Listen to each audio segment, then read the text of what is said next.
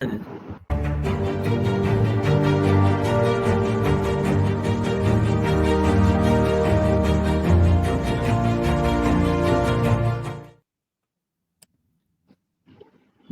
દર્શક મિત્રો, આજે એક ગંભીર વિષય પર સંપૂર્ણપણે તથ્ય આધારિત કોઈ પણ પ્રકારની એમાં ફિગમેન્ટ ઓફ ઇમેજિનેશન ઉમેર્યા વગર, કલ્પનાના ઘોડા દોડાવ્યા વગર ચર્ચા કરવી છે. વિષય જેટલો ગંભીર છે એટલી એની સમજ પણ હોય તે એટલી જ જરૂરી છે, કોમ્પ્લિકેટેડ પણ છે.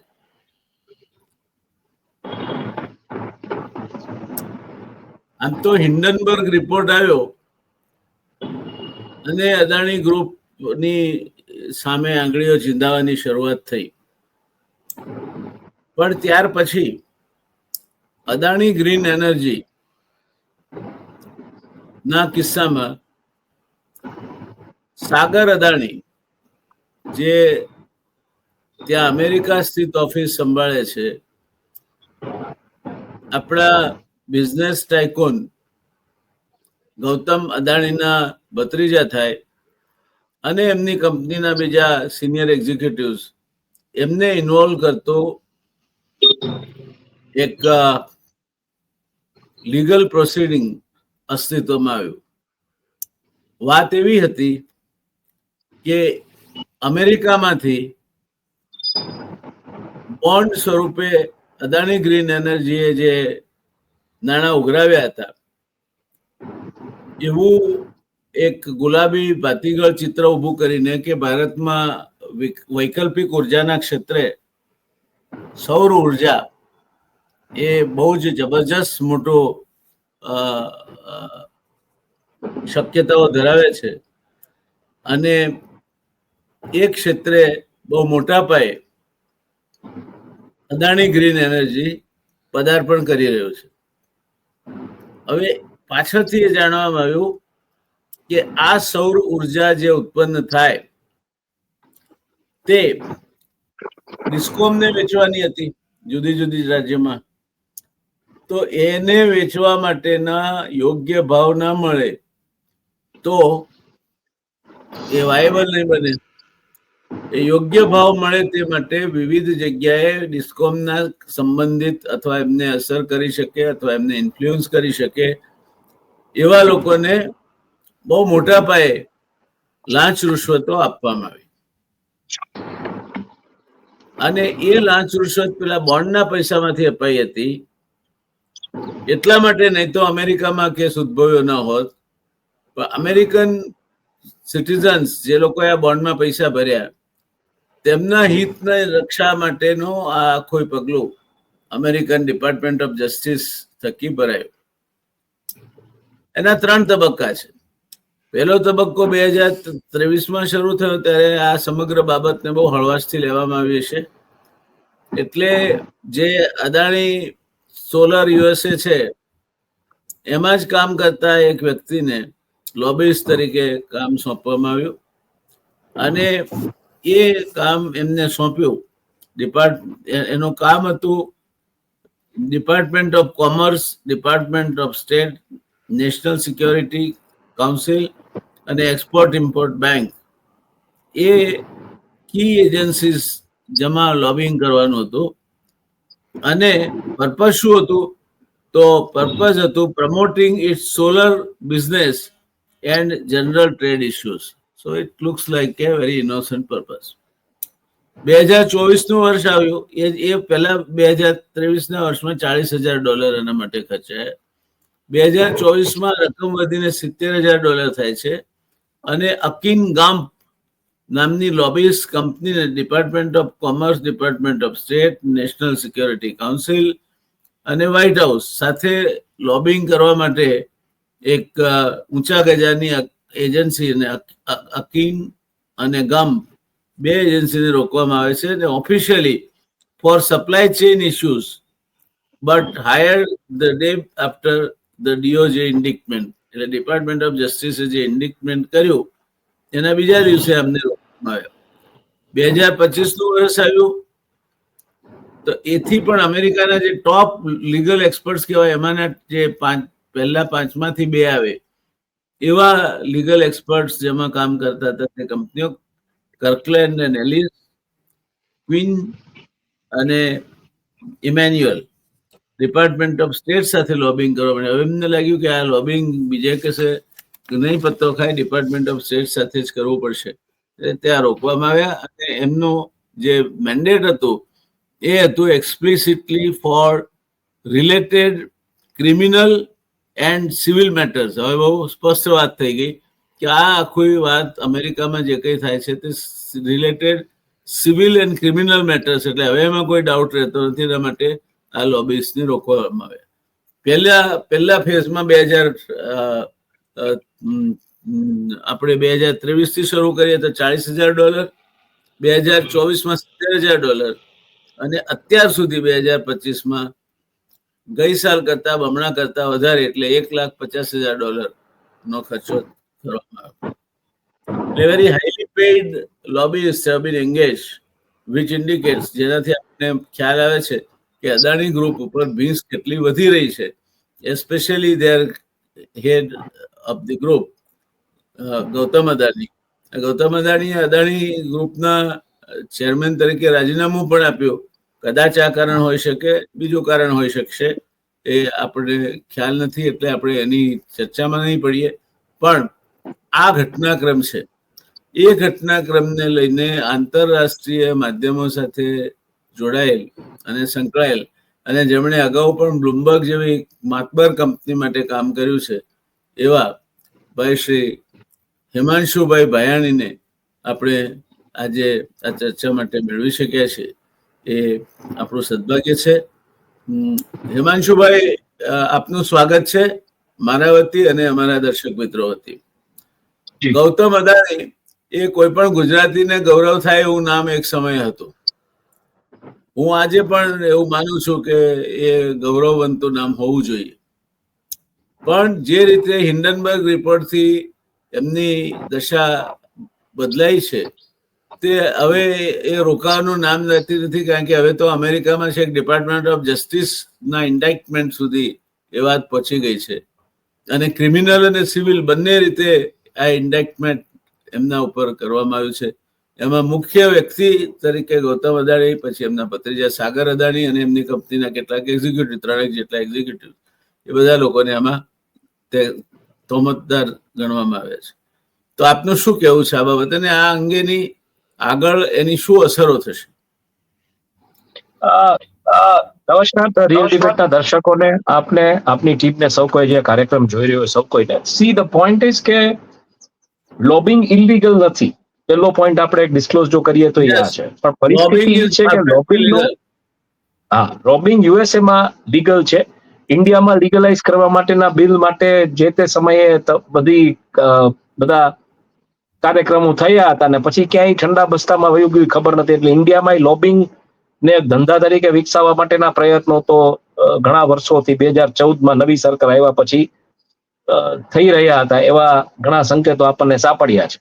પણ અમેરિકામાં ભલે ઇલીગલ નથી, પણ પોઈન્ટ અહીંયા કયો થાય છે સાહેબ સૌથી મોટો, કે એક કંપની, એના વડા, એના અધિકારીઓ એક ઇલીગલ કરપ્ટ પ્રેક્ટિસમાં, જે ત્યાંની જે ફોરેન કરપ્ટ લો પ્રેક્ટિસિસ છે એના તહેત એની સામે ત્યાંની કોર્ટમાં કેસ ચાલી રહ્યો છે.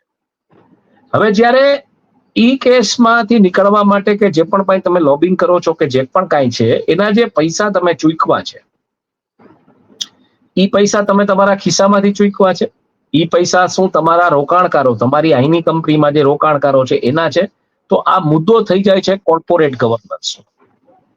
અને મેં તમને હમણાં થોડા દિવસો પહેલા વાત કરેલી હતી કે હું કચ્છ વિસ્તારમાં હતો, આખું સમજવા માટે કે કયા પ્રકારનું આ જામનગરમાં જે એન્ટ્રી થઈ છે અદાની ગ્રુપની કેમ થઈ.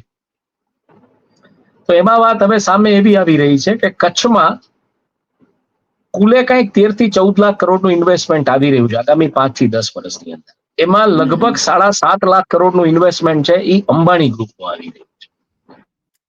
દર્શક મિત્રો, બહાર ગડગડાટી બોલાવતો વરસાદ અને પવન છે. અને એના કારણે કદાચ જે વીજળી ઝબૂકે છે અને જે વરસાદના કારણે જે ડિસ્ટર્બન્સ ઊભું થયું છે એના કારણે હિમાંશુભાઈ સાથેનો સંપર્ક કપાયો છે. વાત મૂળ એ હતી કે આ આખી એ ઘટના જે અત્યારે અમેરિકામાં ચાલી રહી છે, અમેરિકાનો department of justice is seized of the issue, તો એ શું છે બાબત? હિમાંશુભાઈ એની સાથે હમણાં કંઈક એક જોરદાર બીજી વાત કરી રહ્યા હતા કે લાખો કરોડ રૂપિયાનું ઇન્વેસ્ટમેન્ટ કચ્છમાં આવી રહ્યું છે ને એમાં અદાણી તો હોય એવું મારું માનવું હતું, પણ અંબાણી એમાં ઇઝ ગેટિંગ ઇન્ટરેસ્ટેડ. એટલે કચ્છમાં અદાણી તો હતા જ, હવે અંબાણી પણ કચ્છમાં ખાબકવાના છે. એટલે એ પરિસ્થિતિમાં આ આગળ વધારવા ચર્ચાને હિમાંશુભાઈનો પુનઃ સંપર્ક અમે સ્થાપિત કરી શકીએ છીએ. તો આ ચર્ચાને આગળ વધારવા માટે હિમાંશુભાઈ યુ આર ટેલિંગ કે કચ્છમાં અત્યાર સુધી માત્ર અદાણીનું સામ્રાજ્ય હતું. હવે સામાન્ય રીતે આ જે મોટા સામ્રાજ્યના નેતાઓ હોય છે એ મોટા સામ્રાજ્યવાદીઓ એકબીજાના સામ્રાજ્યમાં દખલ નથી કરતા હોતા. એટલે એ સામ્રાજ્યમાં અંબાણી કેમ ઘૂસ્યા? એટલે આમાં બહુ ઇન્ટરેસ્ટિંગ વાતો આવી રહી છે. રિલાયન્સ ફાઉન્ડેશન કંઈક ને કાર્ય કરી રહ્યું હતું ઘણા સમયથી કચ્છમાં, અને ઇવન જે બાલકૃષ્ણ ટાયર્સ કરીને જે કંપની છે એમાં પણ બહુ ક્લિયર અને ઘણા અંશે પરિમલ નથવાણી જે રીતના કનેક્ટેડ હતા ને બધું હતું. અને છેલ્લે હમણાં એક એક્સિડન્ટ થયું હતું ત્યારે એવી વાત આવતી હતી કે ધનરાજ નથવાણીનો ત્યાં ફોન ગયો હતો. એટલે આ બધી જે વાતો આવતી હતી, પ્લસ સોલ્ટના જે બિઝનેસીસ છે એમાં જે રીતના પરિમલ નથવાણી કનેક્ટેડ હતા. આર્ચન સોલ્ટ કરીને જે કંપની હતી આમની આપણે વેંકૈયા નાયડુના જમાઈની, એ કંપનીના પછી શેર્સ વેચાઈ ગયા હતા એક બીજા ગુજરાત બેઝ એક મીડિયા ગ્રુપને, આ બધું હાલતું હતું. પણ આ જે એન્ટ્રી છે 6 લાખ કરોડ સીધા આવી રહ્યા છે રિન્યુએબલમાં અને સોલારના બિઝનેસમાં. અને ખાવડામાં જે ગૌતમ અદાણીનો જે મોટામાં મોટો રિન્યુએબલ એનર્જી સોલાર પાર્ક છે એની બાજુમાં જ આ જમીન આપવામાં આવી છે. હવે સાહેબ આપને તો વધારે ખ્યાલ હશે કારણ કે આપ ગવર્મેન્ટમાં બી કામ કરી ચૂક્યા છો on both the sides, bureaucracy અને મિનિસ્ટ્રી. કચ્છ એકમાત્ર કદાચ એવો જિલ્લો છે ગુજરાતમાં કે જ્યાં લેન્ડ રેવન્યુના બહુ રેકોર્ડ અવેલેબલ નથી. એટલે જમીનો આપણી કમ્પેરેટિવલી સહેલી છે. એટલે બહુ મોટા ગજાની જમીન, એટલે તમે અકલ્પનીય આંકડો છે એવી જમીન ફાળવવામાં આવી છે રિલાયન્સને. અને સાથે સાથે રિલાયન્સને ફાળવવામાં આવી છે. એટલે ખાવડાની બાજુમાં, ખાવડામાં જ્યાં ઓલરેડી અદાણીનો સોલાર પાર્ક છે એની બાજુમાં રિલાયન્સનો પણ બહુ મોટો સોલાર પાર્ક આવી રહ્યો છે. 6 લાખ કરોડનું રોકાણ છે. તો બીજી તરફ કંડલામાં જે આપણું ઇન્વેસ્ટિગેશન છે. ના, આના એમઓયુ થયા હતા ભૂપેન્દ્રભાઈ પટેલ સાથે.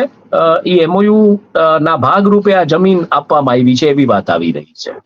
એટલે જમીન ક્યાં આપવામાં આવી હતી કેવું એ બધું હજી ડિક્લેર નહોતું થયું, પણ એમ કે કચ્છમાં જમીન લેશે એવી ત્યારે વાત આવતી હતી. ઉત્તર ગુજરાત એ લોકોએ કીધું હતું ઓલામાં, ને ઉત્તર ગુજરાતમાં ઓબ્વિયસલી કચ્છમાં અત્યારે આ જમીનો આપવામાં આવી છે એવી વાત છે.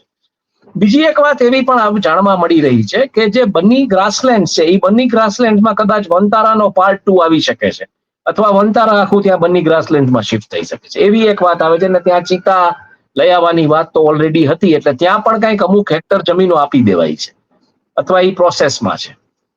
કદાચ એને આપણે CSR ના ભાગરૂપે લઈએ, એને ઇન્વેસ્ટમેન્ટ તરીકે ના લઈએ. તો બીજી તરફ કંડલામાં લગભગ એમ તમે માનો કે જે પ્રકલ્પો આવી રહ્યા છે ગ્રીન હાઇડ્રોજનના, લાર્સન એન્ડ ટુબ્રો ને મોટા પ્લેયર છે, 13 કંપનીઓ છે, એમાંથી 6 કંપનીઓ જે છે એ અંબાણી ગ્રુપની છે. અને આ સંદર્ભે ગાંધીધામમાં એક બહુ મોટી પ્રોપર્ટી વોર પણ ચાલી રહી છે. ગાંધીધામમાં એક પ્રોપર્ટી ને લેવા માટે બંને જૂથો બહુ જબરદસ્ત રીતે સક્રિય થયા છે. 21,000 મીટરની આખી પ્રોપર્ટી છે અને એ થોડી જેને કહી શકો લીઝના ઓલા ઉપર છે અને જબરદસ્ત પ્રોપર્ટી છે. એમાં પણ બધી બબાલો ચાલી રહી છે. આ સમાચારો મળ્યા મને, જે રીતના હું ફર્યો બધું સમજો. હવે આ બધી પરિસ્થિતિમાં બહુ ક્લિયરલી ઇન્ડિકેટ થઈ રહ્યું છે કે જ્યારથી આ સમાચાર આવ્યા કે કચ્છમાં લોકો એન્ટ્રી કરી છે, એટલે પછી જામનગરમાં અદાણી જૂથની એન્ટ્રી થઈને આપણે એના ઉપર પણ ચર્ચા કરી.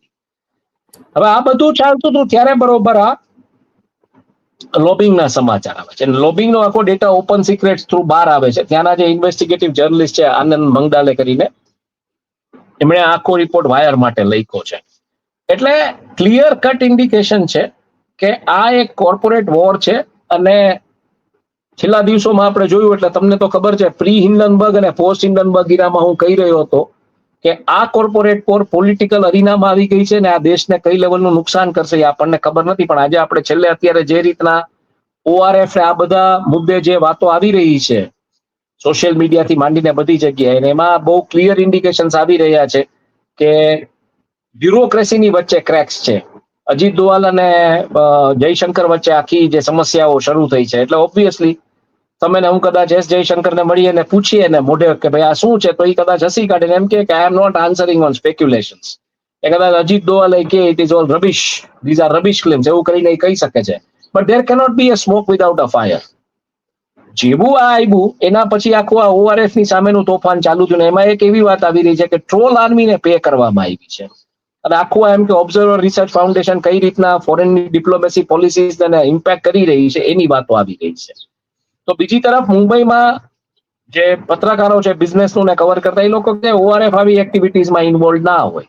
હજી આ ચર્ચાઓ થાય છે નથી થતી. ત્યાં 21 ઓગસ્ટનું જે એક આખું ફંક્શન છે જે ચિંતન રિસર્ચ ફાઉન્ડેશન, એટલે ચિંતન રિસર્ચ ફાઉન્ડેશન કેનું, તો કે અદાણી ગ્રુપ, એનો આખો એક વિડીયો આવે છે કે કઈ રીતના એ પ્રો ચાઇના પોલિસીસ પ્રોપોગેટ કરી રહ્યું છે, કઈ રીતના લોકો પ્રો US પોલિસીસ પ્રોપોગેટ કરી રહ્યા છે. એટલે આ વોર્સ હવે થિંક ટેન્ક્સના ORF versus CRF, observer research foundation versus Chintan research foundation, એવી પરિસ્થિતિમાં આવી રહી છે. પણ એમાં જે લોબિંગનો ડેટા આવ્યો છે એમાં હું બહુ ક્લિયરલી જોઈ રહ્યો છું કે સેબી કેવી રીતના ઇન્ટરવ્યુ કરશે. સેબી આમાં પૂછશે કે આ પૈસા કેના હતા, આ પૈસા તમે કેવી રીતના, એનો કઈ હિસાબ કિતાબ, કે કોને તમે લોબિંગ માટે. લોબિંગ યુએસમાં ઇલીગલ નથી, પણ ઇન્ડિયામાં એની કોઈ હજી લીગલ પ્રોવિઝન્સની વાત નથી કે ઇન્ડિયન ઇન્વેસ્ટર્સના પૈસે તમે ત્યાં લોબિંગ કરાવી શકો, એવી કોઈ વાત નથી. એટલે આ ક્લિયરલી કોર્પોરેટ ગવર્નન્સનો મામલો મને અત્યારે દેખાઈ રહ્યો છે. અને કચ્છમાં હું જ્યારે ફર્યો, લોકોને મળ્યો, ત્યારે એક વાત બહુ આવી રહી છે કે કચ્છમાં હવે લોકો અદાણીને મુંદ્રાવાળા શેઠ તરીકે ઓળખે છે. અને એમ કે છે કે મુંદ્રાવાળા શેઠથી હવે બહુ સમસ્યાઓ શરૂ થઈ ગઈ છે. મુંદ્રાવાળા શેઠનું જ કામ થાય છે, બીજા કોઈનું થતું નથી. એટલે દિલ્હીનો જે ફોકસ છે એ મુંદ્રાથી મુંબઈ શિફ્ટ થયો, ને મુંબઈવાળા શેઠ ઉપર આ મહેરબાની છે. એટલે આ બધો જમીનને બધું કચ્છમાં ને ફાળવવામાં આવ્યું છે. તો મુંદ્રાવાળા શેઠને હવે ક્યાંક કંટ્રોલમાં કરવા પડે એવું છે. પણ હું એ આર્ગ્યુમેન્ટ બાય નહોતો કરતો. હું આ બધું એટલે જે મંગળવારે રાત્રે વાત આવી એટલે મારે પાછું ફરીથી રોકાઈ જવું પડ્યું. મેં કીધું ના, આમાં થોડું સમજવું પડશે, કારણ કે હું નથી માનતો કે મુંદ્રાથી મુંબઈ શિફ્ટ થાય ફોકસ દિલ્હીનો, એ મને કોઈ રીતે શક્ય. મંગળવારે આપ કચ્છમાં હતા? હું બિલકુલ, હું આખું વીક, એટલે લગભગ તમે એમ માનો કે ગઈકાલ સુધી, સોમવારથી ગુરુવાર સુધી ઓલમોસ્ટ કચ્છમાં હતો. કચ્છમાં બધે ફર્યો. આજે બધા કાર્યક્રમ પ્લાન કર્યો તો આમ તો સોમવારે અથવા મંગળવારે, હા, જે આપણે નહીં કરી પછી શક્યા. આજે બધી આ બધી જે ઘટનાઓ બની છે ને આ બધું બન્યું છે, એટલે આપણે પછી એમાં ઇન્વોલ્વ કરી દઈએ કે હું હતો અને ત્યાં જે મને બેઝ લાઈન ને ગ્રાઉન્ડ ઉપર જે ઇન્ટેલિજન્સ મળ્યું એના ઉપરથી આ બધી વાત કરી રહ્યો છું. અને ત્યાં આવી વાત આવી કે મુંદ્રાવાળા શેઠનું જે રીતના વર્ચસ્વ વધી રહ્યું છે ને ક્યાં કંટ્રોલમાં કરવા માટે મુંદ્રાથી ફોકસ હવે મુંબઈ શિફ્ટ થઈ રહ્યો છે. પણ ગઈકાલે જયારે હું ટ્રાવેલ કરતો હતો પાછો કચ્છથી પાછો આ બાજુ આવી રહ્યો હતો, આજે હું રાજકોટ છું, એટલે ત્યારે આ વાત આવી કે ભાઈ ORF ને આ બધી જ આખી વિરુદ્ધમાં રમત. એટલે મારા તરફથી જે લોકોએ મને કીધું હતું એમની સાથે તો મારે મંગળવાર રાત્રે વાત થઈ, ત્યારે બુધવારે પાછા રીકનેક્ટ થતા મેં કીધું હતું. એટલે મંગળવારે એકચ્યુઅલી મારું કામ પતી ગયું હતું, પછી હું નીકળી જવાનું, પણ પાછું મારે રોકાય એટલે જવું પડ્યું કે આ વાત આવી કે ફોકસ આખો આ બાજુ શિફ્ટ થયો છે. ને એમાં ત્યાં સુધીની વાત આવતી હતી કે અદાનીઝને કંટ્રોલ કરવા માટે, અદાનીઝ જે રીતના અત્યારે પોતાનો પગપેસારો કંડલામાં કરી રહ્યા છે, એ કંટ્રોલ કરવા માટે મુંબઈ વાળા શેઠ છે એ DP વર્લ્ડ ને અહીંયા લઈ આવ્યા છે કંડલામાં. એટલે ઈ થોડુંક મને ગળે નહોતું બેસતું કે આ સમીકરણ એવું તો કોઈ દિવસ શક્ય નથી. એટલે પછી એ બધી ચર્ચાઓ ને બધું સમજવા માટેનું રોકાઈ ગયો હતો. ને ત્યારે પછી ધીરે ધીરે આ વાત સામે આવી કે ગાંધીધામની એક પ્રોપર્ટીમાં બહુ મોટી લડાઈ, મુંદ્રાવાળા શેઠ અને મુંબઈવાળા શેઠને કદાચ ખબર નથી, પણ મુંદ્રાવાળા શેઠ અને જે મુંબઈવાળા શેઠ વતી જે કારભાર સંભાળે છે એ લોકો લડી રહ્યા છે. એટલે મુંબઈવાળા શેઠને કદાચ ખબર નથી કે આ પ્રોપર્ટીમાં કંઈક ચાલે છે બધું, કે આવી કોઈ પ્રોપર્ટી છે. કારણ કે જ્યારે 6 લાખ કરોડનું કે 7.5 લાખ કરોડનું રોકાણ જો રિલાયન્સ ગ્રુપનું આવવાનું હોય તો ઓબ્વિયસલી ગાંધીધામ જે હબ રહેવાનું છે, ગાંધીધામમાં આ પ્રોપર્ટી છે, એટલે ગાંધીધામમાં બબાલો થશે બધી. એટલે ગાંધીધામમાંથી જ બધી મોમેન્ટમ થાય, ગાંધીધામથી જ બધું આવરોજ એટલે ગાંધીધામ હબ રહેશે ભુજ કરતા. ભુજ તો મેઇનલી ગવર્નન્સ માટે છે, પણ બિઝનેસ હબ ગાંધીધામ છે. એટલે ગાંધીધામમાં એક પ્રોપર્ટીમાં બહુ મોટી બધી ચાલી રહી છે, આવી વાત જાણવા મળી. અને એમાં પછી જેમ જેમ ડીપ ઉતરતો ગયો એમ ખબર પડ્યું કે આ તો બહુ જુદું જ આખી રમત છે. અને જે રીતના રિલાયન્સ અત્યારે આવી રહ્યું છે કચ્છમાં, એને કારણે આ લોકો જામનગર ને એ બાજુ એન્ટર થયા છે. જામનગરમાં એવી વિગત આવી રહી છે કે જામનગરમાં પ્રણવ અદાણી અને ગૌતમ અદાણી બંને ડીસીસી જે દિગ્વિજય સિમેન્ટ કંપની છે ત્યાં પણ આટો મારી આવ્યા છે. અને સિક્કા પોર્ટ એમાં કદાચ એ લોકોની જે એક્ટિવિટીઝ છે એ કાર્યરત થશે. હવે સિક્કા પોર્ટમાં જો એ કાર્યરત થાય એક્ટિવિટીઝ, તો ઓબ્વિયસલી સિક્કા પોર્ટનો એક હિસ્સો છે એ તો અંબાણી ગ્રુપ પણ વાપરે છે. એટલે આ ક્લિયરલી એકબીજાની ટેરેટરીની અંદર ઘૂસવાની વાત છે. અને આ વોર વર્ચ્યુઅલી અત્યારે આમ તમે જોવા જાઓ તો એટલે આપણે કહેતા હતા કે આ વોર છે, કોઈ સ્વીકારવા તૈયાર નહોતું, પણ હવે આના પુરાવાઓ સામે આવી રહ્યા છે. અને જે કાંઈ ઓઆરએફ સામે જે આવ્યું છે, સીઆરએફ નો જે બધી વિગતો આવી છે, ઓઆરએફ એમ કે મેડલ કરી રહ્યું છે એક્સટર્નલ પોલિસીઝમાં ને એમાં. અને એમાંય પાછી વાત એવી આવી રહી છે કે અજીત દોવલના સન છે એ પોતાનું એક ફાઉન્ડેશન ચલાવે છે. અને જયશંકરના સન છે ધ્રુવ જયશંકર, એ એમ કે આમાં એક્ઝિક્યુટિવ ડાયરેક્ટર છે ઓઆરએફમાં. એમનો ને સ્મૃતિ ઈરાનીનો એક આખો વિડીયો ક્લિપ જે ડિસ્કશન કરતા હોય વાયરલ થઈ રહ્યો છે અત્યારે. એટલે ઘણું બધું અત્યારે જેને કહી શકો. connected in all this thing. How Smriti Irani is connected? એટલે સ્મૃતિ ઈરાની જયારે મિનિસ્ટર હતા ત્યારે ઓઆરએફ ના જે કાંઈ ફંક્શન્સ થયા છે એમાં એમણે ભાગ લીધો છે. અને ઓઆરએફ ના જે પાર્ટનર્સ છે એ બધા મોટા ભાગની ફોરેનની ફેંગ કંપનીઝ છે. માઇક્રોસોફ્ટ છે, નેટફ્લિક્સ છે, આવા બધા એના પાર્ટનર્સ છે અમુક ઇવેન્ટ્સના એના. તો એમાં તમે કેવી રીતના એક્સપેક્ટ કરો કે ઇન્ડિયા પ્રો પોલિસીસ ડિસ્કસ થતી હશે એમાં? કારણ કે ઓબ્વિયસલી જે લોકો પૈસા આપે છે ને આ બધા ઇવેન્ટ્સમાં જાય છે તો એ નેચરલી ઇન્ડિયા પ્રો પોલિસીસ તો નથી જ ચાલવા દેવાના. એટલે અત્યારે વાત એવી આવે છે કે ઓઆરએફ છે એ યુએસ પ્રો પોલિસીસ ડિક્ટેટ કરી રહ્યું છે ક્યાંક ગવર્મેન્ટમાં. અને સીઆરએફ છે એ પ્રો ચાઇના પોલિસીસ ડિક્ટેટ કરી રહ્યું છે. પણ કહેવાનો પોઈન્ટ મારો એટલો છે કે આ કેવી પરિસ્થિતિ આવે દેશની. Am I right? CRF is Chintan Research Foundation. Chintan And research ORF is foundation, જી અદાની ગ્રુપનું છે, Research અદાની ગ્રુપનું છે. Foundation. So Adani group, CRF belongs to Adani Group and ORF હા works for Adani the Ambani group. એટલે બેઝિકલી ઓઆરએફ ના ફાઉન્ડર છે એ વાડીલાલ ડગલી હતા. અને એ કંઈક ચલાવી નહોતા શક્યા જે તે સમાનામાં. પછી આગળ એક થિંક ટેન્ક તરીકે એને એસ્ટાબ્લિશ કર્યું હતું. અને પછી સલગાવકર છે કોમર્સ રિસર્ચ બ્યુરો અને કોમર્સ કરીને મેગેઝિન ચલાવતા હતા. I had a good fortune to know him for almost more than a decade and a half. તો ડગલી સાહેબને હું સારી રીતે ઓળખું છું. પછી ડગલી સાહેબ નહોતા ચલાવી શક્યા એટલે એ પછી ગયું તું સલગાવકર્સ. અને સલગાવકર્સ પાસે ગયું. સલગાવકર જે રીતના આમના જે અંબાણી ફેમિલીના જે રીતના વેવાય કે જે કાંઈ થાય છે, દીકરી દીધી છે અંબાણી ગ્રુપની સલગાવકર્સમાં. એટલે પછી અલ્ટિમેટલી ઓઆરએફ નો ઉપયોગ એ દિશામાં. આજની તારીખે એવું કહેવાય છે કે એની ઓનરશિપ છે એ સલગાવકર્સની છે ઓઆરએફની. પણ ઓઆરએફ કામ કરી રહ્યું છે એક થિંક ટેન્ક તરીકે આ દિશામાં. અને આજે ઓઆરએફની જે વિગતો બહાર આવી રહી છે કે છેલ્લા 8-9 મહિનાથી જે ફોરેન પોલિસીમાં કે જે પ્રોબ્લેમ શરૂ થયા હતા અને પછી જે આખું કંઈક જે કોઈ એમાં ગોઈતું હોય જે કાંઈ લઈ આવ્યા હોય એ લોકો એમ કહી રહ્યા છે કે ઓઆરએફ છે એ એક પ્રકારે આસામ રાઇફલ્સ અને ચીફ ડિફેન્સ સ્ટાફની વચ્ચેની જે કમ્યુનિકેશનની જે લેપ્સીસ હોય એનો એને ફાયદો ઉઠાવ્યો છે.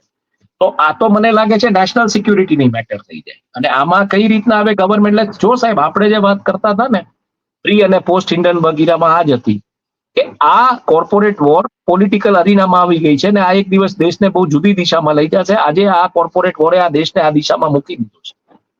હવે તમે અહીંથી કેવી રીતના એક્શન લેશો, કેવી રીતના બધું કંટ્રોલ કરશો, ને this puts government on a very loose stuff. એક બાજુ આ વોટ ચોરીનું બધું ચાલી રહ્યું છે, ઈસીઆઈ ની સામે પ્રોબ્લેમ્સ છે, બીજી બાજુ આ બધું છે. ને સડનલી એમ કે ટ્રોલ આર્મીને કોઈ કે એવી એ પાછી વાત આવે છે કે ટ્રોલ આર્મીને પે કરી દીધે કે આ ઓઆરએફ નું ચલાવવા માટે. તો ટ્રોલ આર્મીને કોણ પે કરી શકે? અથવા તો આ સરકારની સામે એ રીતના કોણ ઊભું રહી શકે? શું સંઘ છે આમાં? કોણ છે? એટલે બેઝિકલી બહુ મોટા પ્રશ્નો અત્યારે બધા ફ્રન્ટ ઉપર ઉભા થઈ ગયા છે.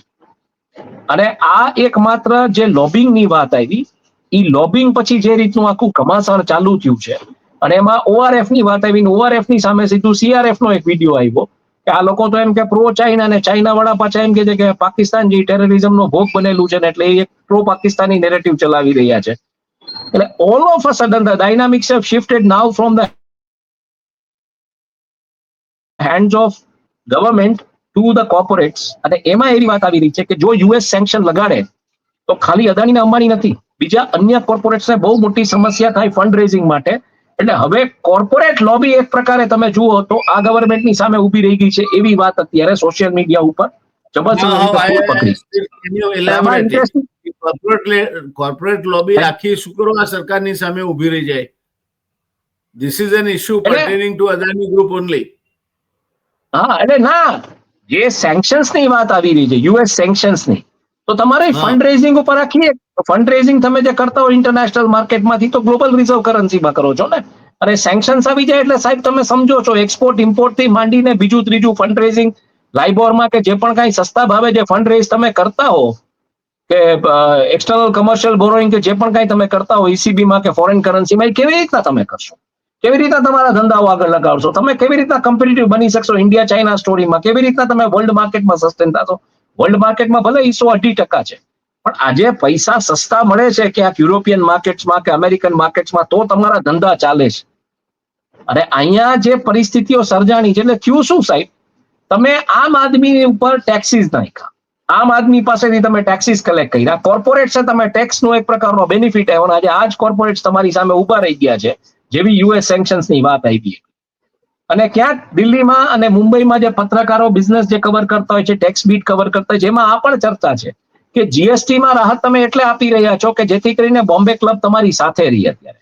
અને બોમ્બે ક્લબ છે એ આ ધન્ના શેઠોને એન્ટ્રી આપે, કારણ કે બોમ્બે ક્લબ છે એ રહીશોની ક્લબ છે, ખાનદાની રહીશોની ક્લબ છે, અને એમાં નવા સવા પૈસા બનાવીને ઉભા હોય એને કોઈને એન્ટ્રી નથી. એટલે આ બધા ભેગા થઈને કામ કરેલા. તમે કેવું કર્યું, એક જમાનામાં પોલિસી પેરાલિસિસની વાત આવતી હતી, પોલિસી પેરાલિસિસ તમે સંપૂર્ણપણે હટાવી દીધો. તમે કીધું કે પૈસા ગમે ત્યાંથી લઈ આવો, ગમે એવો ધંધો કરવો હોય કરો, કાલ સવારે બૂચ મારીને ઉભા થઈ જાજો, NCLT-માં જાશે મેટર, ગવર્મેન્ટ હેરકટ લઈ લેશે, તમે તમારા 100-200 કરોડ ત્યાં પાર્ક કરી દેજો, કોઈ કન્ટ્રીમાં વયા જાજો અને તમે ઇલેક્ટોરલ બોન્ડમાં પૈસા આપી દેજો, અને તમે આખી વ્યવસ્થા કરી નાખી. પોલિસી પેરાલિસિસ તમે સિસ્ટમ પેરાલિસિસમાં લઈ ગયા કે કોઈ આમ પબ્લિકનું સાંભળવા વાળું નથી. આમ પબ્લિક પાસેથી ટેક્સીસ લીધા, કોર્પોરેટ્સે રિયાયત આપી, અને આજે આ જ કોર્પોરેટ્સ બહુ ક્લિયરલી હવે પોતાના ઉપર આવ્યું, એમની પગની નીચે રેલો આવ્યો એટલે એ લોકોને હવે ધરતી ગરમ લાગવા માંડી છે. અને એટલે આખું ORF નું ને CRF નું આખું યુદ્ધ જે છે એ ચાલુ થયું છે. ને એમાં પાછા એલિગેશન્સ આવી રહ્યા છે કે આ વોર છે અજીત દોવાલ અને આની વચ્ચેની છે. ભાઈ કોણ છે, આપણે S જયશંકરની. જ્યારે બીજી તરફ એ વાત આવી રહી છે કે સૌથી વધારે જો PM અત્યારે ટાઈમ આપતું હોય તો એક્સટર્નલ મિનિસ્ટ્રીને આપે છે, નેશનલ સિક્યોરિટી એડવાઇઝરને આપે છે, અને હોમ મિનિસ્ટ્રીને આપે છે. તો આમાં ગવર્મેન્ટ હવે કઈ રીતે ક્યાં ઉભી રહેશે? ગવર્મેન્ટ ORF સામે એક્શન લેશે? ગવર્મેન્ટનું પ્રેસ ઇન્ફોર્મેશન બ્યુરોનું જે ફેક ન્યૂઝ આમ છે એ એક વખત આને ડિબંક નથી કરતું આને કે ભાઈ આ ખોટી વાત છે કે આ રીતનું છે. આમાં કઈથી તરત ટ્વીટીઓ થઈ જાય આવી મેટરમાં. તો they are quiet. Surprisingly they are silent on it. Surprisingly not only they are silent, ટ્વીટી થઈ જાય. કેટલા બધા IT સેલના ને જુદા જુદા મંત્રીઓને બધા ટ્વીટ કરવા માંડે. આ મુદ્દે રેડિયો સાયલન્સ છે, કોઈ જ ટ્વીટ નથી, કોઈ જ બીજી વાત નથી. અને આ બધી પરિસ્થિતિ જયારે ચાલી રહી છે સાહેબ, ત્યારે 4 કલાક પહેલા હું તમને કહું, સમજવા જેવી વસ્તુ આવી રહી છે, અને ઈ છે કે ઈરાને ટેસ્ટ કન્ડક્ટ કર્યો છે અનનોન મિસાઇલનો. The missile could be seen as far away as Tehran. શું ચાલી રહ્યું છે દુનિયા આખીમાં, આ ઓઇલના પ્રાઇસ ઉપર કેવી ઇમ્પેક્ટ કરશે સોમવારે જયારે બજારો ખુલશે ત્યારે, આનો કોઈને અંદાજ હોય છે? એક નેરેટિવ આપણી સામે એવું આપવામાં આવી રહ્યું છે કે બ્રિક્સ ને બધું થઈ રહ્યું છે અને બહુ વ્યવસ્થિત રીતે થઈ રહ્યું છે, પણ આ આખો જે ખટલો ને ખીલો આખો જે ખુલી ગયો છે આજે, એને તમે એડ્રેસ કેવી રીતના કરશો? આ ORF અંબાણી વાળો જે ખટલો ખુલી ગયો છે, there is a pure zero radio silence, કોઈ એક શબ્દ બોલવા તૈયાર નથી. અને આજે આખી આ જે મેટર છે એને ઈ દિશામાં લઈ જવામાં આવે છે કે આ બેઝિકલી બ્યુરોક્રેટ્સ વચ્ચેનો વોર છે, કારણ કે અજીત દોવાલના સન છે એ પોતાના ફાઉન્ડેશન ચલાવે છે, શૌર્ય દોવાલ નહીં, જે વિવેકાનંદ ને નેશન ફર્સ્ટ ને આ બધું. અને આ બાજુ એમ કે જયશંકરના સન છે ધ્રુવ જયશંકર, એ ત્યાં એક્ઝિક્યુટિવ ડાયરેક્ટર છે ORF-માં. તો આ બધા ભેગા થઈ અને અલ્ટિમેટલી દેશની જે પોલિસી છે કે દેશની જે તમામ પ્રકારની સિક્યોરિટીઝની તમે જે વાત કરતા હો છો એનો તો બંટાધાર કરી નાખ્યો ને આ લોકોએ. અને આ બધા ડોનર્સના લિસ્ટ ને ડેટા જે આવ્યા છે એ સમજવા જેવા છે. આમાં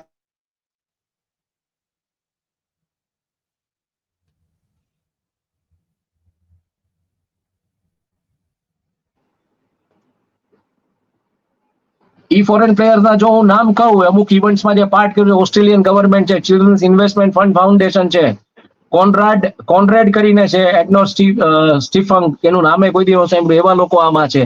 bill and Melinda Gates Foundation છે, ચેટમ હાઉસના અમુક લોકો છે. ચેટમ હાઉસ આપણને બધાને ખબર છે કયા પ્રકારનું થિંક ટેન્ક છે યુરોપિયન યુનિયનમાં, અને કયા પ્રકારની હારાગીરી એ લોકો કરતા હોય છે આખા વર્લ્ડમાં. પછી યુકે ગવર્મેન્ટ છે, લોકહીડ માર્ટિન છે, હેવલેટ ફાઉન્ડેશન છે, મેકઆર્થર ફાઉન્ડેશન છે, ક્લાઇમેટ વર્ક્સ ફાઉન્ડેશન છે, જનરલ એટોમિક્સ એરોનોટિકલ્સ છે, માસ્ટર કાર્ડ છે, એજન્સી ફ્રાન્સ ડેવલપમેન્ટ છે, રિલાયન્સ ફાઉન્ડેશન છે, મેટા છે, માઇક્રોસોફ્ટ છે, નેટફ્લિક્સ છે, ગ્લોબલ હેલ્થ સ્ટ્રેટેજીસ છે, આઈડીઆર છે, વર્લ્ડ બેંક છે, ઉબેર છે, એશિયા ગ્રુપ્સ એડવાઇઝર્સ છે, બર્ડ સ્ટ્રેટેજિક ફોરમ છે, આઈસ્વા છે, એક્સ છે, ટ્વિટર છે. આ બધા જયારે તમને રૂપિયા આપતા હોય કોઈ ઇવેન્ટ માટે, તો તમે મને એમ કહેવા માંગો છો કે પ્રો ઇન્ડિયા પોલિસીસ ડિક્ટેટ થવા દે આ લોકો? Next to impossible. Then Next what will to happen? impossible. You are trying to say that Next to they will impossible. not. But what will happen in that case? હા, એટલે કાંઈ અત્યારે આ એવા એક ક્રોસરોડ ઉપર મૂકી દીધું છે કે આને એક સોશિયલ મીડિયાના ચેટરથી વિશેષ આને મહત્વ નથી આપવામાં આવતું. પણ જો આ સોશિયલ મીડિયા ચેટર છે, જો આ હેડલાઇન મેનેજમેન્ટ છે, જો તમે એમ કહો છો કે ચલો આજે વોટ ચોરીનો મામલો છે, એમાંથી હેડલાઇન ડાયવર્ટ કરવામાં આવશે, હું કે મીડિયામાં આ વિશે વાત નથી જોઈ રહ્યો. જે કઈ વાત થઈ રહી છે થોડા બહુ ડિજિટલ પ્લેટફોર્મ્સ ઉપર થઈ રહી છે. સત્યદે હિન્દીએ કર્યું છે, પુણ્ય પ્રસન્ન વાજપેયી આ વાત કરી છે, બીજું તો કોઈ કરી નથી રહ્યું. તો એક્ઝેક્ટલી છે શું નથી એના ઉપર કોઈ પ્રકારના કઈ ખુલાસા ક્યાંયથી આવતા, અને માત્ર એક સોશિયલ મીડિયા ચેટર તરીકે આ તમારી પોલિસી તો આજે એક્સપોઝ થઈ ગઈ. કે તમે જો કહેતા હો કે આજે બધી વાત આવતી હતી ને કે ચાણક્ય નીતિ ને એમ કે ભાઈ આપણે તો ચાણક્ય છીએ બધા અહીંયા ને બધા ઓલું કરીએ, તો આ તો થિંક ટેન્ક્સ રમાડી રહ્યા છે. ઓલો કે પ્રો અમેરિકન ને ઓલો કે પ્રો ચાઇનીઝ. આ કોઈનું લગ્નનું કઈ જમણનું કાઉન્ટર છે કે કોન્ટિનેન્ટલ ખાવાનું મળે ને ચાઇનીઝ મળે છે? રાષ્ટ્રની પોલિસી છે, ડિપ્લોમેટિક આઉટરીચ પ્રોગ્રામ છે. આમાં કાંઈ ચાઇનીઝ ને મેક્સિકન ને કાઠિયાવાડી ને ગુજરાતી ને કોન્ટિનેન્ટલ ને એવી ડીશો નથી કે પોતપોતાની મનપસંદ પ્રમાણે ચલાવે અને સરકાર બેઠી બેઠી જોવે.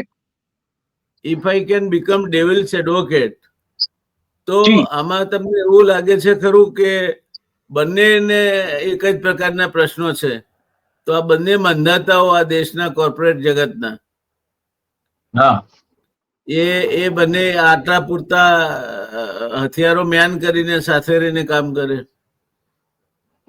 પોસિબલ છે, પોસિબલ છે, આમાં બધી પોસિબિલિટીઝ છે. પણ અત્યારે જે રીતના સામે આવ્યું છે, મારો પોઈન્ટ એટલો છે કે એક જણો પોતાના foundation through pro American policies advocate કરે છે, જ્યાં ઓલા ભાઈએ જે અચાનક જે વોર્મ થતી ને અબકી બાર ટ્રમ્પ સરકાર ને નમસ્તે ટ્રમ્પ ને બધું હાલતું, એમાં આવીને સીધા કે હવે ભાઈ પૂરું, હવે કાંઈ નહીં, જવા દો, હાલો, બરાબર છે, ટેરિફમાં તમે બધા હરખા, હું આટલા ટેરિફ નાખે. હવે સેન્કશન્સ ની વાત કરે છે. તમે વિચાર તો કરો, અચાનક શું એવો ડિસ્ટન્સ આવી ગયો? જયારે એ ફેલ થયું ત્યારે 8-10 મહિનાથી જે આ ડિપ્લોમેટિક પોલિસીમાં જે કઈ નહોતું, જો એવો રિસ્પોન્સ મળતો ને બધું, તો તમે તો સોશિયલ મીડિયા ચેટરમાં એવી વાત આવી રહી છે કે આની પાછળ ઓબ્ઝર્વર રિસર્ચ ફાઉન્ડેશન છે. અચ્છા, ઓબ્ઝર્વર રિસર્ચ ફાઉન્ડેશન આનો ખુલાસો નથી કરતું. ભારત સરકારનું પીઆઈબી તો આનો ખુલાસો નથી કરતું. ઓબ્ઝર્વર રિસર્ચ ફાઉન્ડેશન એ આનો ખુલાસો નથી કરીને મૂકતું ક્યાંય ટ્વિટર ઉપર કે કોઈ સ્ટેટમેન્ટ આપતું, ભાઈ અમે આમાં ક્યાંય છીએ કે નહીં, કે જે કાંઈ છે આસામ રાઇફલ્સ અને સીડીએસ ચીફ ઓફ ડિફેન્સ સ્ટાફની ઓફિસ વચ્ચેના કમ્યુનિકેશન લેબ્સનો જો લાભ લેવામાં આવ્યો હોય તો સાહેબ તમે મને કહો કે આવડી સેન્સિટિવ ઇન્ફોર્મેશન દેશની બહાર ગઈ છે? જોઈ ગઈ છે તો એ રાષ્ટ્રદ્રોહનો ગુનો બને છે કે નથી બનતો? કોણે કર્યો? પણ એ જ વાત છે, તો કોઈથી ખુલાસા કેમ નથી આવતા? તમે માનો કે નહીં માનો, એ ગુનો કર્યો કોને? પણ જેને કર્યો એને ક્યાંકથી તો ખુલાસો આવવો જોઈએ ને. કોણે કર્યો? આજે ક્યાંયથી ખુલાસા નથી આવતા. નથી, એઝ આઈ સેડ કે પીઆઈબી નું જે ગવર્મેન્ટનું જે આર્મ છે, જે ફેક ન્યૂઝ ડીપંક કરે છે, એ કે ભાઈ આ ફેક ન્યૂઝ છે, સોશિયલ મીડિયા ચેટર છે, ચલો ફેક ન્યૂઝ છે, એ તો એટલું જ કહી શકે ને. એ નથી કેતું. મેટર આખી આજે national security adviser, why government arm should issue clarifications for Mukesh Ambani? because આમાં થયું છે એવું, સાહેબ તમને બહુ ફ્રેન્કલી કહું, આ શું થયું છે એક્ઝેક્ટલી તમને કહું કે આમાં બહુ ઇન્ટરેસ્ટિંગલી જે વાત આવી, જેને પેલા ટ્વીટ લખ્યો તો એ માણસે પોતાનો ટ્વીટ હવે ડિલીટ કરી દીધો છે. આ જે છે એક રોહન દુઆ કરીને છે. રોહન દુઆ જે એની આપણે પ્રોફાઇલ જોઈએ રોહન દુઆની, તો એ રોહન દુઆ જે છે એ બેઝિકલી જર્નલિસ્ટ એક્ઝિક્યુટિવ એડિટર છે at the New Indian Express, ex Times of India, ex Reuters, politician, investigations, business, diaspora, film, fiercely fearless, Rohan New Indian .in કરીને પોતાનું ચલાવે છે ને પોતાની યુટ્યુબ ચેનલ ચલાવે છે. આ રોહનભાઈએ હવે ટ્વીટ જે કઈ કર્યું હતું અને પછી એને જે રીતના બધું બંધ કરી દીધું છે, એમણે ઇન્ટરવ્યુ કરેલો છે એક જમાનામાં પ્રાઇમ મિનિસ્ટરનો. હવે આ રોહનભાઈએ શું લખ્યું હતું એ બહુ ઇન્ટરેસ્ટિંગ છે. આ રોહનભાઈએ પેલા એવું લખ્યું, એની જે ટ્વીટ છે જે ડિલીટ થઈ ગઈ છે એના વિશે વાત આવી રહી છે. આ રોહનભાઈએ શું લખ્યું હતું, a compromised think tank is under intense scrutiny from top bureaucrats and political circles for meddling in India's foreign policy, especially with US, France, Russia, Mexico, Italy, Germany and Nepal. Sources say its influence is triggering stress and anxiety within the system since last 8 months, especially between India and US. They are exploiting communication gaps in countries' top offices like Assam Rifles and CDS for their own vested interest. Oral complaints against them have been raised before MHA and MEA, sources to me. એટલે એને કોઈ sources આ વાત કહી છે. બરાબર છે. આગળ ભાઈ શું કહે છે કે they are also exploiting communication gaps in countries' top offices like Assam Rifles and CDS for their own vested interest. Oral complaints. Sources say they fear this think tank only snoops on politicians, IFS, and influences India's decision making by holding events in Tokyo, Marseille, Geneva, and is running parallel government within India in the world. You want to tell me કે અમિતાભ બચ્ચનનું એક સરકાર કરીને film આવ્યું હતું, એમાં અભિષેક બચ્ચનને જ્યારે ઓલી કેટરીના કૈફ પૂછે છે કે તારા ફાધર એક પેરેલલ ગવર્મેન્ટ ચલાવે, તો એ કહે છે કે હા ભાઈ, જો આ ગવર્મેન્ટ મારા ફાધર પેરેલલ ગવર્મેન્ટ ચલાવે છે, તો આ ORF શું પેરેલલ ગવર્મેન્ટ ચલાવે છે in India, Whatever you within have India, in described, the world? whatever you The have described, interference again, the interference. Ajay, I'm completing. Any last એક tweet નો last statement આપી દઉં. એનો last statement આપી દઉં. The interference is serious, criminal, and a crackdown must be imminent. Their name can't be made public as we are ascertaining their degree of involvement. એવું sources કહે છે. અને ઈ Rohan દુઆએ tweet delete કરી નાખી છે પછી. બરાબર છે. તો પોઈન્ટ ઇઝ કે આ આખું શરૂ કેવી રીતના થયું અને ખરેખર આમાં કાંઈ મેરિટ છે આ વાતમાં, જો નથી તો પીઆઈબી કેમ આને ડિબંક નથી કરતું, પીઆઈબી કેમ એક સ્ટેટમેન્ટ નથી આપતું, કેમ ORF એક સ્ટેટમેન્ટ નથી આપતું? I have only two questions. One is જી that where and which agencies are sort of zeroing on these issues. And number two, Adani or Ambani, both, they have always been shrouded by mysterious cover. So they would only show or they would only permit things which they want to go out of their control or go out of their possession. So how does this augur well with the Adani or Ambani's way of functioning? How would you look at it? એટલે but the point is MHA ને MEA ને જો oral complain આપવામાં આવી છે, આ તમે મારો પોઈન્ટ એક સમજો સાહેબ, આ કોઈ કૂતરો ક્યાં કોકને કઈડતો હોય ને કૂતરાને લઈ જાવો એવી કોઈ ઓરલ કમ્પ્લેન હોય તો હું સમજી શકું, કે એવી કોઈ ઓરલ રજૂઆત હોય તો હું સમજી શકું. અત્યારે કૂતરાઓનું બહુ ચાલે છે બધું. આ તો દેશની તમે આખી પોલિસી, દેશની national security, you are meddling with that, અને આમાં ઓરલ કમ્પ્લેન હોય અને આમાં ન પીઆઈબી કઈ જવાબ આપે, ના ગવર્મેન્ટ તરફથી ક્યાંયથી ટ્વીટ આવે, ના MEA કે MHA કોઈ બોલે, અને એલિગેશન્સ આવી જાય સીધા બે બ્યુરોક્રેટ્સ માટે ટોપ લેવલના, જેના વિઝ્યુઅલ્સ અત્યારે બધી જગ્યાએ વાયરલ થઈ રહ્યા છે. કારણ કે દોવલ પણ પુટિનને મળે છે અને જયશંકર પણ પુટિનને મળે છે, એના વિઝ્યુઅલ્સ બધે વાયરલ થાય છે. તો what is the message in the louder tone? Is somebody telling from outside કે ગવર્મેન્ટ છે, it is a puppet of the corporates? Is somebody trying to tell us this? And who are these somebody? My question is other way around. Who are these somebody? Outside, I would rather twist that question and say that where there is somebody from within the country who is interested in creating this kind of ઈ કોણ છે? ઈ સંઘ છે? કોણ છે? કારણ કે કોંગ્રેસ તો આ પરિસ્થિતિમાં છે ને, કોંગ્રેસ તો રેલી કાઢવામાં વ્યસ્ત છે બિહારમાં, અને કોંગ્રેસે તો આ બધો ખેલ કોંગ્રેસના તો સમજની બહારનો છે આ બધો ખેલ. આ બહુ સ્પષ્ટ વાત છે. કોંગ્રેસની પાસે જે લર્નિંગ લીડરશિપ છે જે બધું છે એમાં આ જે ખેલ થઈ રહ્યો છે આ ખેલો સમજવો અઘરો છે. અને માય ક્લિયર થિંગ ઇઝ કે આ બધું કરવાથી શું તમે કરવા શું માંગો છો? હેડલાઇન્સ મેનેજ કરવા માંગો છો? જે કાંઈ ચાલી રહ્યું છે આ વોટને લઈને કે જે કાંઈ છે ઈ છે તો આ ડેન્જરસ છે. કારણ કે આ ગવર્મેન્ટને વીક ટર્ફ ઉપર મૂકે છે. આ ગવર્મેન્ટની સામે જ કોઈ એવું કહી રહ્યું છે કે આ ગવર્મેન્ટ કોર્પોરેટ્સની પપેટ છે તો એ ગવર્મેન્ટને વીક ટર્ફ ઉપર મૂકે છે. ગવર્મેન્ટે જો આ થવા દીધું છે તો તોય ગવર્મેન્ટ વીક ટર્ફ ઉપર છે. બધી રીતે ગવર્મેન્ટ વીક ટર્ફ ઉપર ક્યાંક ને ક્યાંક એસ્ટાબ્લિશ થાય છે. અને ગવર્મેન્ટનું પીઆઈબી નું આ ન્યૂઝને ફેક ન્યૂઝ તરીકે ડિબંગ નથી કરતી. રોહન ગુપ્તાએ ટ્વીટ હટાવી લીધો એવું નથી કહેતી. નથી કોઈ ગવર્મેન્ટમાંથી કે ક્યાંયથી કોઈ ટ્વીટ્સ આવતા કે નથી કોઈ ખુલાસાઓ ક્યાંથી આવતા કે નથી કોઈ સ્ટેટમેન્ટ્સ આવી રહ્યા. Who is this તો Rohan Gupta? તમારે એવું છે કે if you can't clarify it keep them confuse, એટલે કન્ફ્યુઝનમાં રાખવી છે પબ્લિકને, તો તમે એવું શું છુપાવી રહ્યા છો? Who is this આજે Rohan વાત Gupta? નમસ્તે ટ્રમ્પ,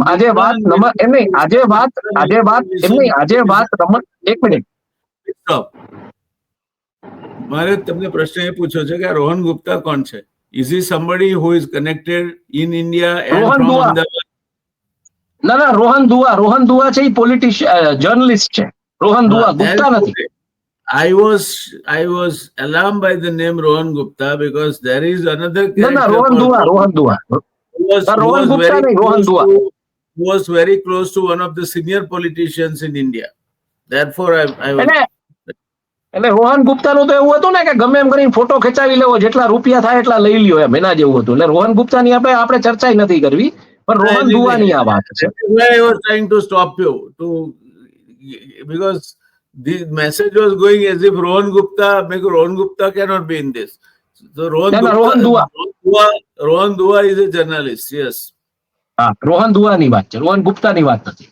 અને બીજું કે આ કઈ દિશામાં જઈ રહ્યું છે? આજે આ બધા મેસેજિંગ જે જાય છે તો somebody is there powerful who is trying to say that the government was puppet of the corporates, અને the same government which took taxes, જે એટલે બહુ ક્લિયર મેસેજ આપી રહ્યું છે આ બધું. અને આને ડિબંક તમારે કરવું જોઈએ, પીઆઈબી ના આમે ડિબંક કરવું જોઈએ, ગવર્મેન્ટે કોઈએ કરવું જોઈએ. રોહન દુઆએ ટ્વીટ કાઢી નાખ્યા છે, જેને શરૂઆત કરી આખા ડિસ્કશન્સની, એને ટ્વીટ કાઢી નાખ્યા છે.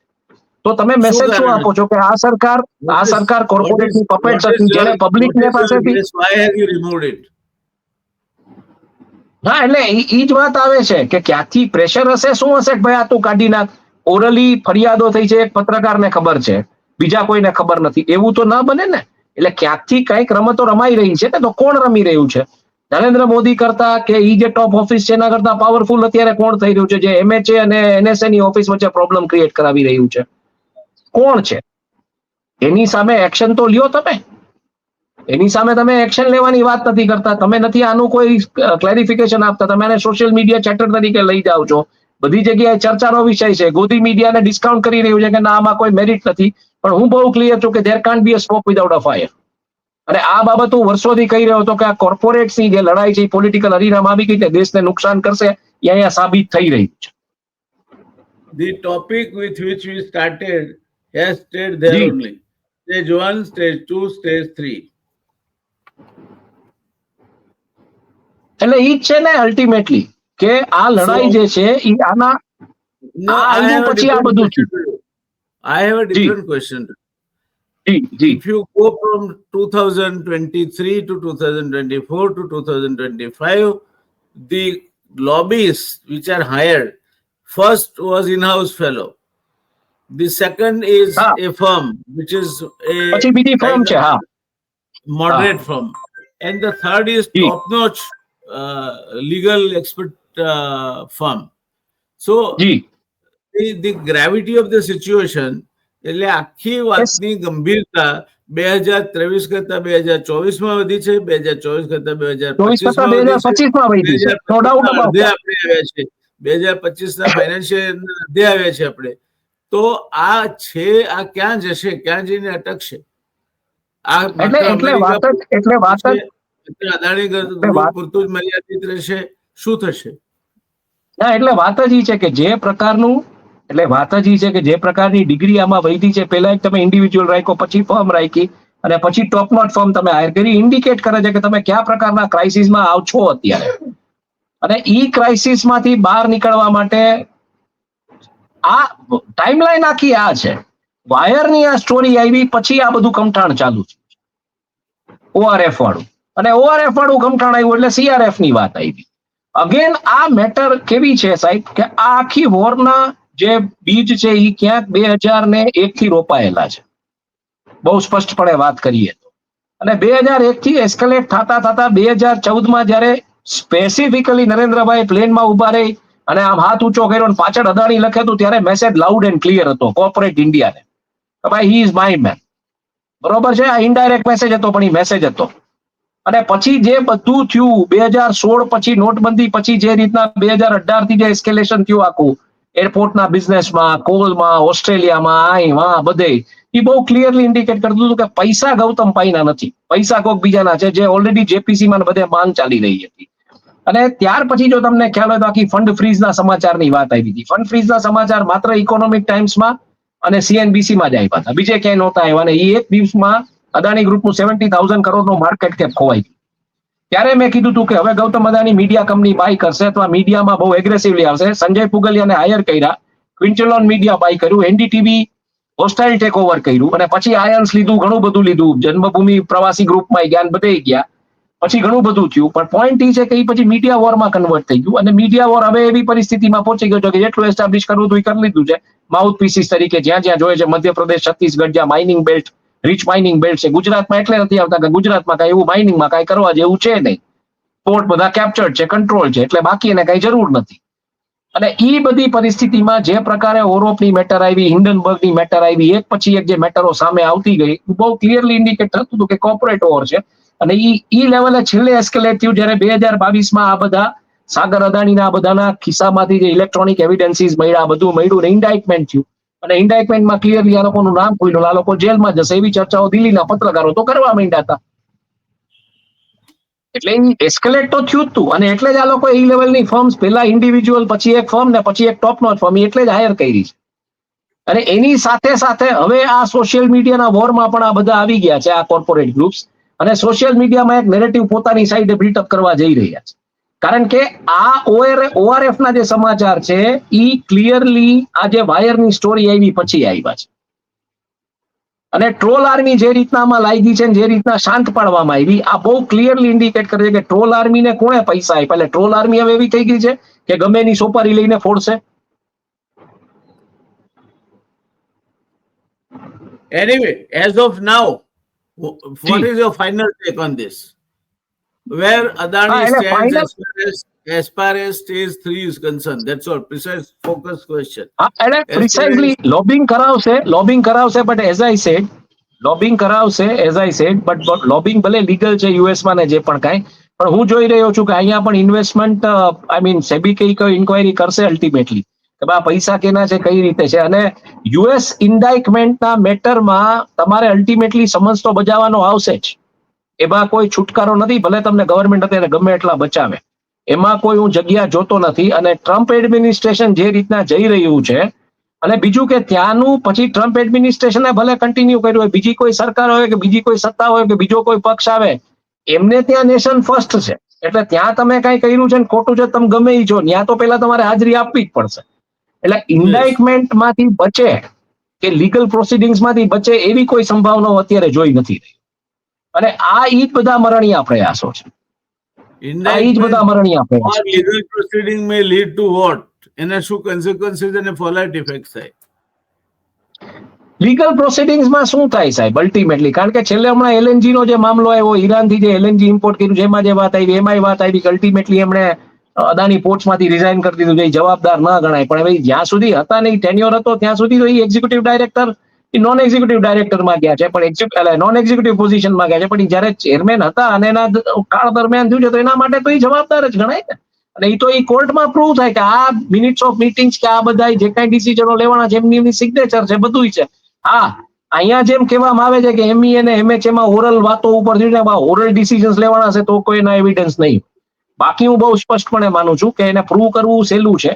એટલે ઇન્ડાઇકમેન્ટ તો છે જ, અને આ બધા જે સેન્કશન્સ ને બીજું ત્રીજું લાગશે, ઈ જ વાત આવે છે ને અલ્ટિમેટલી કે અદાણીના પ્લે બુકને કારણે કે અદાણી માટે થઈ અને જો દેશમાં તે સેન્કશન્સ લાગે તો એ દેશની કોર્પોરેટ લોબી સ્વીકારશે, ઈ ન સ્વીકારે તોય પ્રોબ્લેમ છે. અને સ્વીકારવા માટે એને જીએસટીમાં જે આ સ્લેબની વાત આવી રહી છે, ત્યાં દિલ્હીના અને મુંબઈના બિઝનેસ જર્નલિઝમના જે પત્રકારો ચર્ચા કરી રહ્યા છે, એ આ જ છે કે અલ્ટિમેટલી આની ઇફેક્ટને તમારે ડાઉઝ કરવા માટે કે ભાઈ અદાણીને તમે બચાવવા જાઓ છો ને એમાં તમારી માથે સેન્કશન્સ લાગે છે, બીજા કોર્પોરેટ ગ્રુપ્સ પણ કઈથી પૈસા ઉપાડી ના શકે, ધંધો ચલાવી ન શકે, એટલે એના માટે તમને જીએસટી ના સ્લેબમાં રાહત આપવામાં આવી છે. તમને બેઝિકલી આ રાહત છે એ કોઈ પબ્લિક માટે છે જ નહીં, આ તો કોર્પોરેટ્સ માટે છે. આ પબ્લિકને આમાં કોઈ ફાયદો શું છે? જીએસટી નું મેં જેમ કીધું એમ વર્ષનો અમુક પે કરે છે, એ પાછું યુપીઆઈ થ્રુ કે પાછું આપવાની વાત છે પબ્લિક ની, તો છે નહીં આમાં ક્યાંય.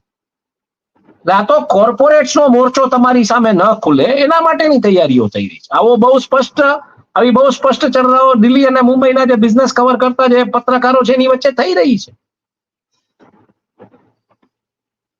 Let's see. I think it matter is getting too complicated and G too much surrounded in a kind of a mist to True. right now pierce through and look at it.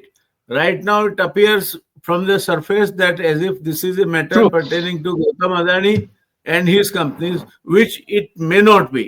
It might have wide ramifications which might involve Ambani's also, or maybe some other groups. એટલે Or maybe some આખા other અત્યારે તો individuals. સાહેબ તમે અત્યારે તો સાહેબ US જો સેન્કશન્સ નાખે તો ભારતની ઇકોનોમી ઉપર આની અસર પડે એમ છે. જી. યુએસ પ્રેસ સેક્રેટરીએ જે રીતના સેન્કશન્સની વાત કરી છે, બેસેન્ટ જે રીતના સ્ટેટમેન્ટ્સ આપી રહ્યા છે, એની અસર તો ભારતની ભારત ભલે મોટું ટ્રેડ પાર્ટનર નથી, પણ ભારત રૂપિયા લઈ આવે છે, ગ્લોબલ રિઝર્વ કરન્સી લઈ આવે છે ક્યાંકથી સસ્તા ભાવે, લાઇબોરથી કે અહીંથી કે વાંથી, એ યુરોપિયન બેંક્સ પાસેથી લઈ આવે છે કે વર્લ્ડની જે ઇન્સ્ટિટ્યૂટ છે એમાંથી લઈ આવે છે. હવે ઈ જ તમને નહીં મળે. એક્સટર્નલ કમર્શિયલ બોરોઈંગ છે કે તમારા કૂપન ઉપરના બોન્ડ્સ કે બીજું ત્રીજું બોન્ડ માર્કેટે તમે એક્સેસ નહીં કરી શકો તો તમે જાશો ક્યાં?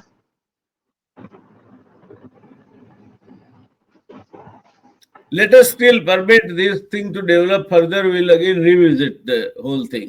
જી જી Let us G stop here with a conclusion that this matter is too hazy at this juncture to focus and pinpoint on a certain particular issue or an individual. It could G be only hopefully touching Adani's only, might be Ambani's because of the ORF and the issues involved thereof, or maybe some other individuals. So let us પણ wait એટલે and સાહેબ watch how the એટલે સાહેબ આ case chess unfolds. Board એટલે સાહેબ આ chess board ઉપર સમજવું અઘરું છે. જે કચ્છમાં હું જોઈને આવું છું કે 7.5 લાખ કરોડનું જો ઇન્વેસ્ટમેન્ટ અદાણી અંબાણી ગ્રુપ ત્યાં કરવાનું છે અને જો ડીપી વર્લ્ડ ને એ લોકો લઈ આવ્યા છે એવી વાત આવી રહી છે, તો પછી why this ORF and all this is happening? આ બહુ ક્લિયરલી ઇન્ડિકેટ કરી રહ્યું છે કે they want to somewhere control somethings, જો આમાં કઈ સત્ય હોય તો.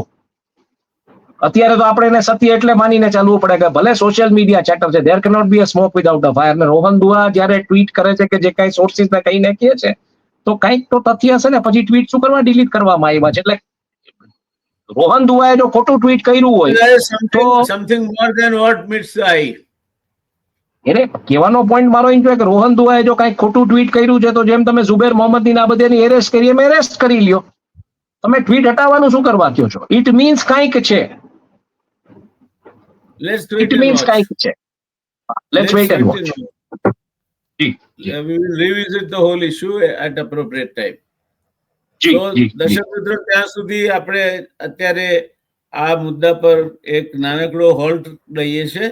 વળી ફરી પાછા આની આગળના તથ્યો જેમ ખુલતા જશે, જેમ જેમ પરતો ખુલતી જશે, એની ચર્ચા માટે પાછા આપણે હિમાંશુભાઈ પાસે પાછા જઈશું અને ચર્ચા કરીશું. ત્યાં સુધી તમારા મિત્ર by the doctor way Jaynarayan. By the way જાતા એટલી વાત કહી દઉં કે અદાણી ગ્રુપના ફ્લેગશિપ કંપની અદાણી એન્ટરપ્રાઇઝીસના શેર આજ 54 રૂપિયા ટૂટ્યા છે અને અંબાણી ગ્રુપના ફ્લેગશિપ કંપની રિલાયન્સ ઇન્ડસ્ટ્રીઝના શેર 12 રૂપિયા ટૂટ્યા છે. એટલે બેયના શેર તો ટૂટ્યા છે આજે. એટલે કોઈ એફઆઈઆઈ રમી રહ્યું છે આ મુદ્દે, એ સમજવું પડે. Let us wait and watch. Let's wait for few જી more જી days. Things જી indefinitely they will not remain surrounded in under the shroud of mystery.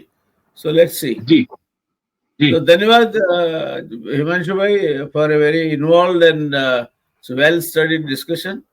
we'll revisit the issue at an appropriate time. Thank you. Thank you. આવજો.